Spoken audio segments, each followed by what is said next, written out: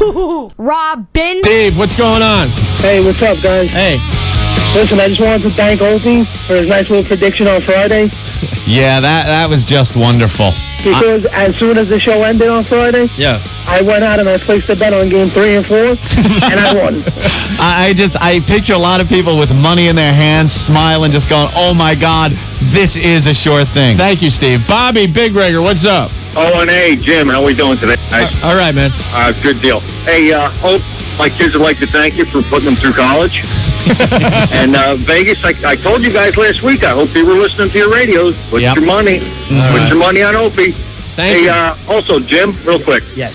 Jim, I seen a bumper sticker you would have loved. It said, "This vehicle protected by Pitbull with AIDS." Nice. Pitbull with AIDS. Could have been Jim's car for all I know.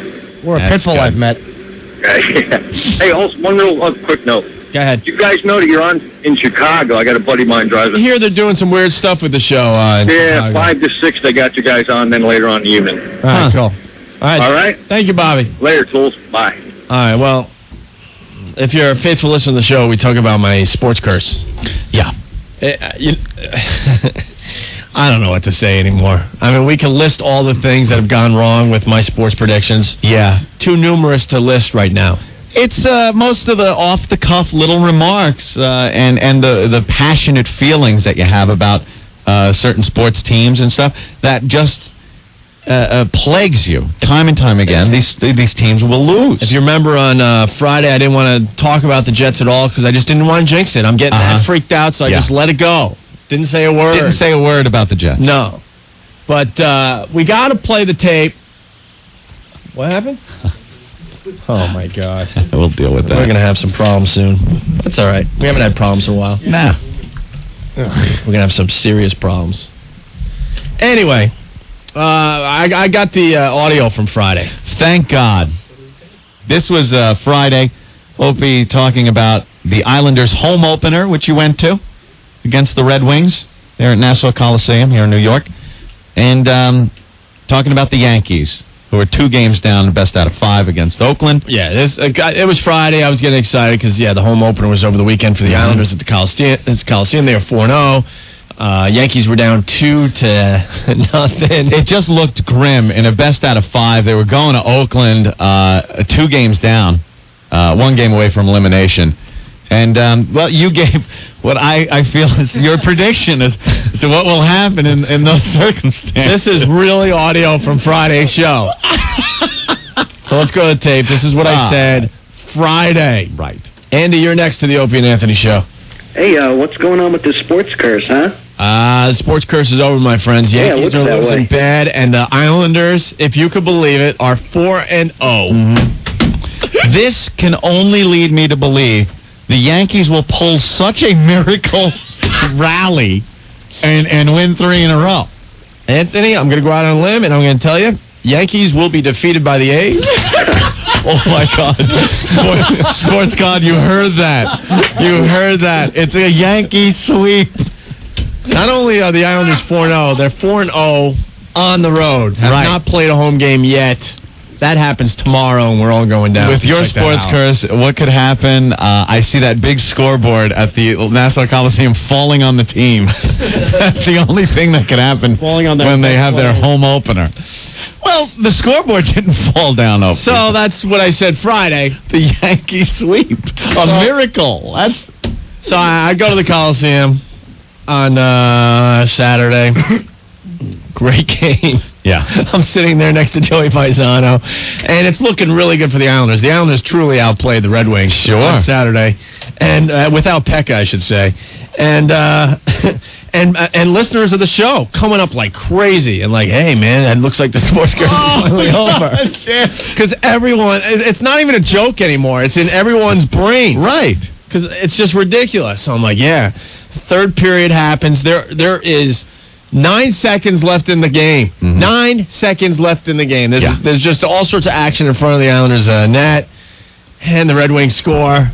to tie it with 9 seconds. 9 seconds. Did you just get pelted with cups and beer and whatnot and French fries? At that point, I wanted to disappear in my seat because now now there's some people in the area going, "Oh, great, Opie, can you stay home next time?" But it wasn't even joking. They were like dead serious at this point. Of course they are. So then I'm like, well, I'm praying. I'm like, oh my God, OT, just hang in there. Tie is okay. At least I can explain a tie. Mm-hmm. I'll get a little abuse because they tied it up with 9 seconds left, but a tie. Still undefeated. And the Red Wings win in overtime. Right. Oh, I had to hide.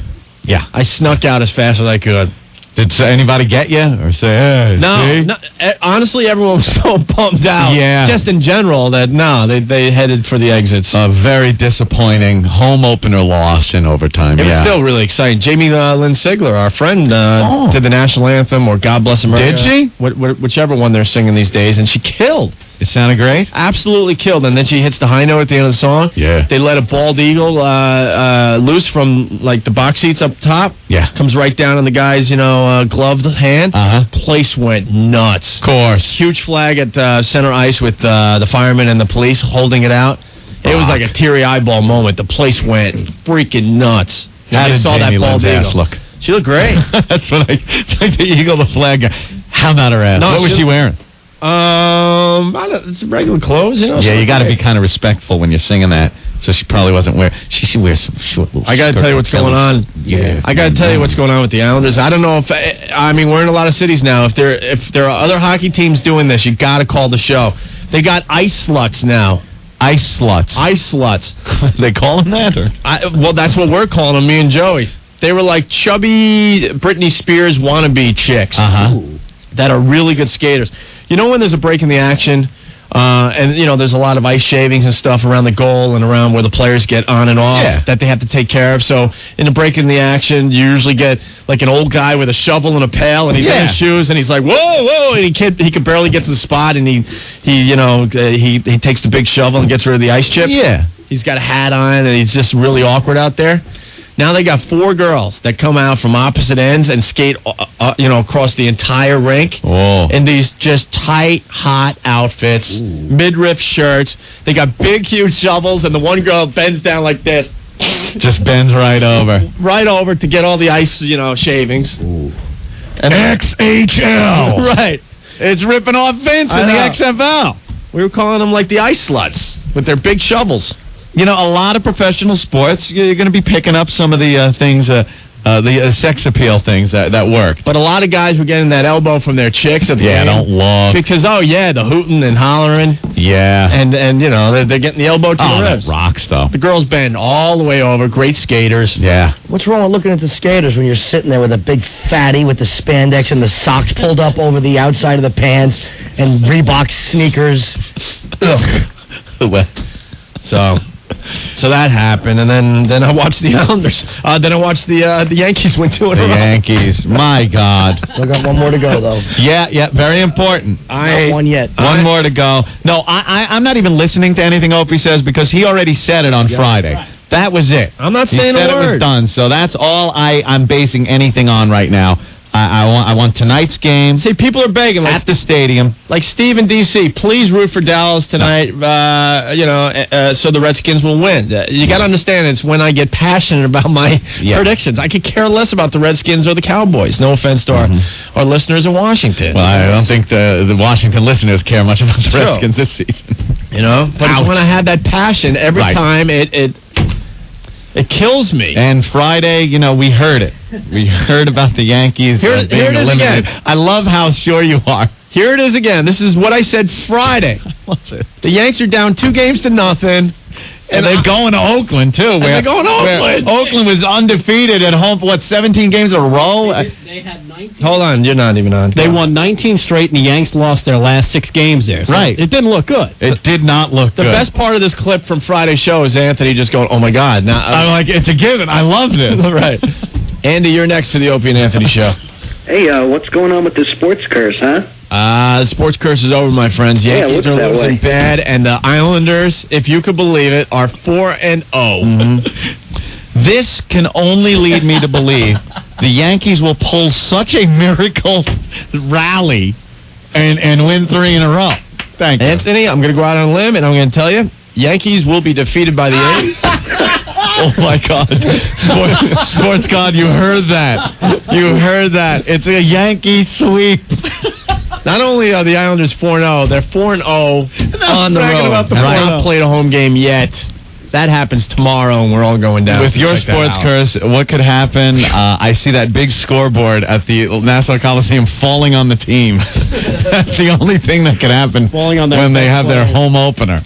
That was it. Yankees lose to Atlanta or to Oakland. Unbelievable. Look, it was a tough game for the Islanders, but just how they lost it, 9 seconds left in the game, they tie it and then lose in overtime. I'm sitting there, I was freaking myself out. Where's that guy from Friday? Let's call him. Remember him? Hey, shut up. What happened? And I wasn't being cocky or anything. I was just saying if any team could do it. You got another game. Hopefully, that's what I'm saying. That's what I'm saying. That's why I'm not like, oh, my God, miracle victory here. It's going to be very tough. You know, we're looking at the same lineup from Game 1 that they got spanked in. And you know what? Hopefully, though, now it's one game. They're at the stadium. Let's just do this, get it over with, and keep the sports curse alive. Steve, what's up? Yo, guys. Hey, Steve. How are you? All right. Tim Barr out in Wading River at Phil's. And, Phil's Sports Bar. Yes. Nice. Your uncle, Tom, comes there all the time. He loves that place. Yes, he's there. He's that very, alcoholic. very nice. So I'm working, whatever, it's busy. I look and I see it's like 4-2 Isles with third period, whatever it was. And I look at your uncle and I say, you know, Opie's curse is going to be over soon. And he's like, yeah, I know, that's true. Next thing I know, I turn around, it's like overtime. It's 4-4. I'm like, give me a effing break. And next thing you know, I look, and they score. The goalie and the Isles defense goes in the net. I'm freaking out. I'm like, yeah, son of a bitch. That's what everyone was thinking. Oh, your uncle looked at me, and he's like, I can't believe it. No one could. Oh, it was great. One question for Norton. Hey, what shirt was my uncle wearing? I think it was a button-down collared shirt. Oh, my uncle's the guy that wears the ridiculous shirts like, you've been naughty. Wait, oh, shoot. Yeah, I know those shirts. Oh, yeah, he was dressed up, yeah. You've been naughty. I think you need to go to your room with me. Just the most ridiculous shirt. Yeah, he comes in with those shirts all the time. Yeah, and he can't figure out why he can't get a date. I'm yeah. Let's get rid of some of those shirts, okay? Norton, I got a question for you. Are you playing anywhere in the city? I don't have anything upcoming, although I am doing a benefit for at the Stress Factory. I have to get the exact date on that, but it's in a couple of weeks. Okay, I'm surprised you haven't whored yourself yet, so. All right. I'll whore for that one. Steve, say hi to my Uncle Tom, all right? I definitely will. Take care, guys. The best moment in my radio career was when I was able to introduce Uncle Tom to Earl. Yeah. It was great. And Earl wanted to beat me up. I'm like, no, Earl. Black Earl, this is Uncle Tom. Uncle Tom, this is Black Earl. Well, for the first half of Steve's call, I thought he was at the watching the game with Earl. No. He said he was with Uncle Tom. And, well, you know how that works. Oh, yeah. Uncle Tom's cabin. All right, Steve. Thank you. guys. Bye. Bye. I like twins. I was with Step and Fetch It. My Uncle Tom has the most ridiculous ticket request, too. Drives Ben nuts. Hey, Hope, you're a big star now. Can you give me front row tickets to U2? I'm going to need 4. Yeah, no problem. I'll talk to Bono. What else does he ask for? And then he gets mad at me when I'm like, Tom, we're buying tickets for U2. I know. WWF tickets. I want to meet all the wrestlers. I want to be within like 5 feet. Can you get me 10? I want to wrestle in a tag team match. Yankees game 7. Oh, what do you say you give me 6? How about first-class tickets to the Resurrection? Right. Can you get me tickets in George Steinbrenner's box for tonight's game? Yeah, no problem. Yeah, we had to buy U2 tickets. He's the greatest. My uncle is at Phil's Sports Bar way out east in Wading River. If you see him in there, buy him a beer. And I hate wacky shirts. Oh, his are the worst. I can't remember all of them. Maybe one of my cousins will call. But, I mean, at family functions, and you're just embarrassed. Or the blurry writing, is there a problem, Ossifer? Oh, God, let me chuckle at that. They're never funny. Shirts are never funny. You know, ever. But the guy's not a bad-looking guy. He's looking for a broad, and I'm like, Tom, it might be your T-shirts. Yeah. Any shirt, not just him, anybody. Shirts like he has never one. funny. I think he has one with the big arrow. So like if he's trying to pick up a girl at a bar, the arrow points to the girl and it says, "I'm with stupid." Ah, that's great. That's a funny shirt. Or they're just the worst. People walk around. Here's a funny thing on my chest. Look at my never funny I'm with stupid. You know when wacky shirts are funny? When there's a bullet hole tearing through them. People could just hang up. If people want Opie's predictions, you heard it already. It's there. He's not going to predict the outcome of tonight's game. You heard the tape from Friday. That we're leaving it at that. And for the new cities, you got to make it perfectly clear. When was Hold on, Chuck. When was the last time I picked a game? Seriously, it was. Maybe a listener could help us out. I don't remember the last time that I said so and so was going to win and they won. I believe it was that you picked them to win and they won. Yeah, I can't remember. The ice ball. I can't remember. It was Michael Jordan's last game before he retired last time. Was it? Yeah. Thanks, Rick. Jesus Christ. The scariest one though was we weren't even thinking about the curse. Yeah. And we get syndicated to all these cities. And week 1 of the NFL season, every city that we're syndicated to, their team lost or didn't cover the point spread. All of them lost except for one, and that was the Niners. But they didn't cover. They didn't cover the spread. So it was just an amazing defeat of all the cities. I heard in like 92 you took Buffalo and 34. We explained the Super Bowl curse. I was in Buffalo for all 4 losses. I was in New England for the Pats loss in the Super Bowl, and I was down here for the Giants loss. It's very strict. I have a million of them. And then someone emailed us about what happened after we got syndicated back to Boston. The Red Sox completely fell apart. Yeah. Someone send those stats again, because someone did. It's ridiculous. To your credit. Completely fell apart starting the day we got back on the air in Boston. To your credit, and I must say, I feel bad for Boston on a lot of occasions, but that's nothing new. Okay? I think they can appreciate the fact that that's been happening for a while. The Red Sox? Yeah, they self-destruct. They're a self-destruct team. They made a good move this year, though, because when you're in a playoff race, you always want to get rid of the manager. Who needs him around? They had to blame somebody. That was pretty ridiculous.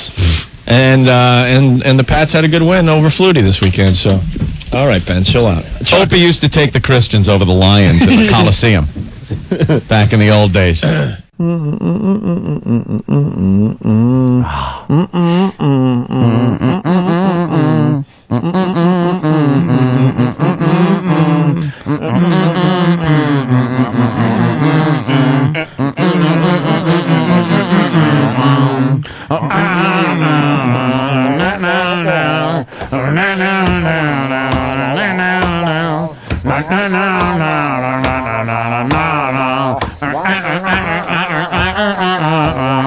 Gregorio! Antonio! Amy.